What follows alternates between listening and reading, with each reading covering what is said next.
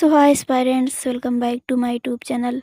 आज की इस वीडियो में हम बात करेंगे हमारे इंडियन कॉन्स्टिट्यूशन के आर्टिकल 59 के बारे में, जो कि राष्ट्रपति के पद के शर्तों को बताता है। तो जैसा कि आप सभी जानते हैं, हमारा इंडियन कॉन्स्टिट्यूशन का जो आर्टिकल 59 है, यह बताता है कि राष्ट्रपति पद पर जाने के लिए, या फिर कह सकते हैं कि राष्ट्रपति बनने के लिए राष्ट्रपति के पद की शर्तें क्या-क्या होती है, क्या-क्या रहनी चाहिए। तो देखो, राष्ट्रपति बनने के लिए सबसे पहले किसी भी लाभ पद पर नहीं होना चाहिए। अर्थात जो व्यक्ति राष्ट्रपति बनना चाहता है, वह सबसे पहले किसी भी लाभ पद पर ना हो, और इसके साथ ही संसद और राज्य विधानमंडल का सदस्य नहीं होना चाहिए। तो ही राष्ट्रपति बन सकता है, ठीक है। इसके बाद हमारा आ जाता है आर्टिकल 16। आर्टिकल 16 में क्या है, तो ये राष्ट्रपति के शपथ की बात करता है। देखो, आर्टिकल 16 बताता है कि राष्ट्रपति साहब को शपथ दिलाने का काम भारत का मुख्य न्यायाधीश करता है। अगर यह मुख्य न्यायाधीश अनुपस्थित हो तो इसके स्थान पर सर्वोच्च न्यायालय का वरिष्ठ न्यायाधीश करेगा, ठीक है। कहने का मतलब यही है, राष्ट्रपति को जब शपथ दिलाया जाता है, वह शपथ दिलाने का काम कौन करता है, तो भारत का मुख्य न्यायाधीश करेगा या फिर सर्वोच्च न्यायालय का वरिष्ठ न्यायाधीश करेगा, ठीक है। तो इस चीज़ को आप लोग ध्यान रखिएगा। भारत का राष्ट्रपति जो होता है, वह शपथ कब ग्रहण करता है, तो यह राष्ट्रपति के पद को ग्रहण करने से पूर्व राष्ट्रपति शपथ ग्रहण करता है, ठीक है।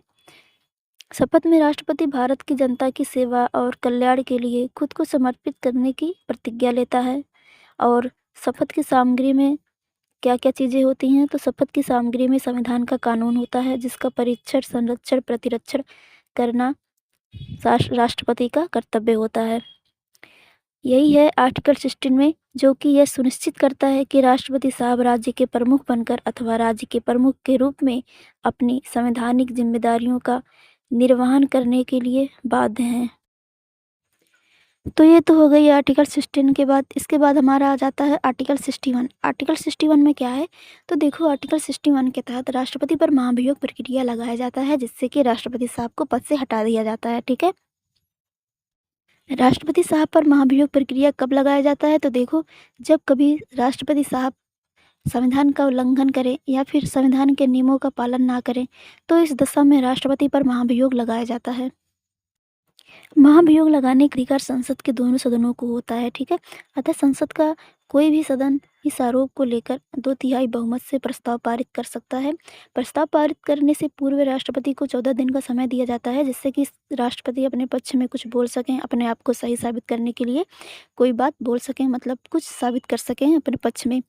तो इसके लिए 14 दिन की सूचना दे दी जाती है राष्ट्रपति को, राष्ट्रपति पर महाभियोग लगाने से पूर्व, ठीक है। राष्ट्रपति पर महाभियोग प्रक्रिया संसद का कोई भी सदन लगा सकता है, बस 2/3 बहुमत से प्रस्ताव पारित होना चाहिए। जब एक सदन से प्रस्ताव पारित हो जाता है, तब दूसरे सदन से भी इस प्रस्ताव को पारित कर लिया जाता है। इसके बाद राष्ट्रपति साहब को पद से हटा दिया जाता है। तो यही है महाभियोग प्रक्रिया का प्रोसेस। तो उम्मीद करती हूँ कि आप लोगों को ये सारी चीज़ें समझ में आ रही होंगी। अगर समझ में आ रही होंगी तो मेरे वीडियो को लाइक कीजिए, कमेंट कीजिए, शेयर कीजिए। मिलते हैं नेक्स्ट वीडियो में नेक्स्ट टॉपिक के साथ।